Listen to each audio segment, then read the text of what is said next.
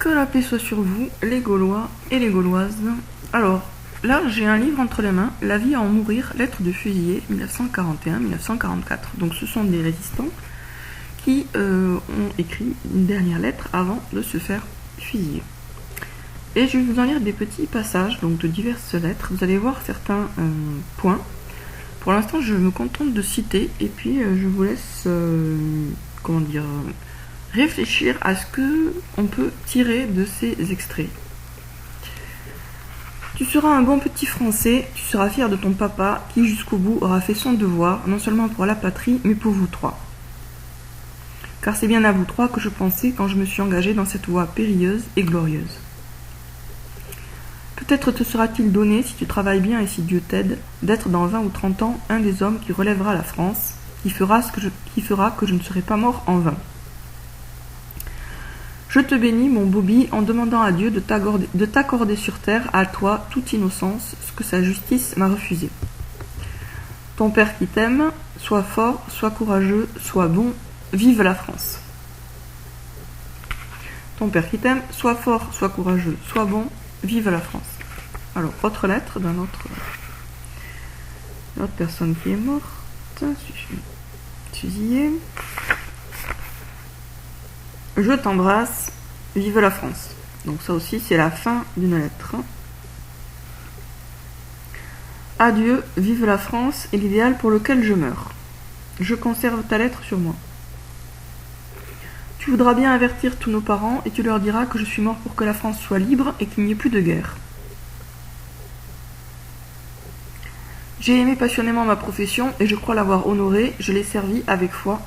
J'ai aidé les faibles et les malheureux, j'ai secouru la misère, combattu l'injustice, et mes camarades qui vont demain subir le même sort ont fait de même. L'avenir nous redonnera la place qui nous convient. Je n'ai aucun regret. Je m'en vais, fier de ma vie, fier de mon passé. Je n'ai jamais fait que le bien, jamais pensé qu'à soulager la misère. Mais pour quelque temps, les éléments sont déchaînés et tout conspire contre les hommes comme moi. Dis à mes amis qu'une balle aura percé mon cœur, mais que l'on ne m'aura pas arraché l'idéal qui m'animait, pas plus que mon amour pour toi. Je vous écris en effet quelques heures avant de disparaître à jamais, c'est avec un grand courage que j'affronterai le destin.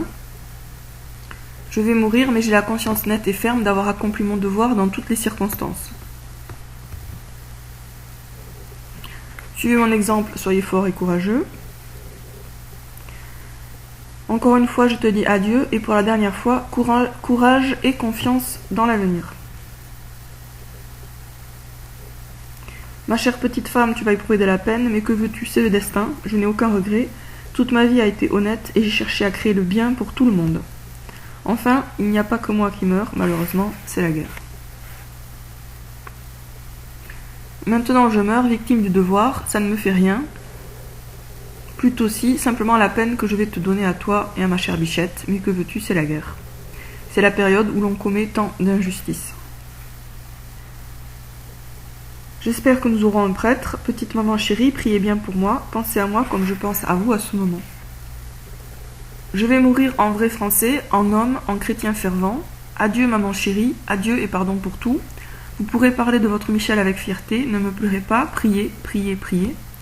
Je vous promets que, du haut du ciel, je vous protégerai tous, maman, papa, Maurice, je vous ai adorés tous. Maintenant, je vais mourir comme le Christ. Dites aussi à Suzanne Lostec, la jeune femme qui était avec nous en prison, que je conserverai jusqu'à la fin son souvenir ému. Votre Michel, vive Dieu, vive la France. Je vous quitte pour toujours, adieu, je voudrais être enterré à Miséricorde, si cela est possible, mettez-moi ma pochette tricolore. Adieu pour toujours, je vous aime, adieu, votre fils Frédéric, vive Dieu, vive la France.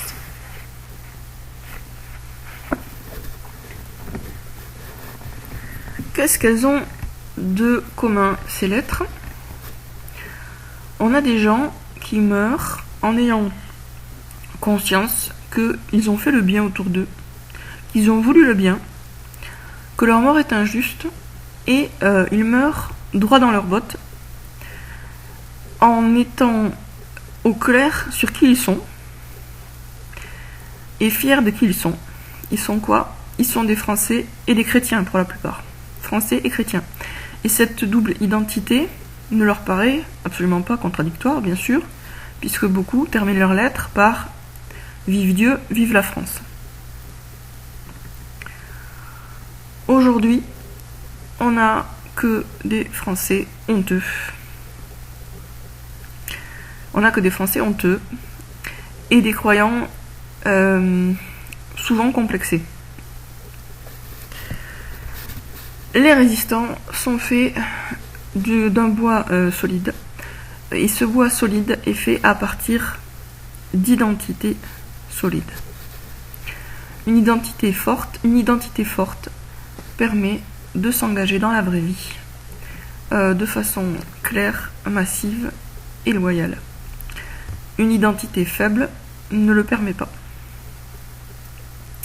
Voilà, sur ce, à bientôt les Gaulois et les Gauloises.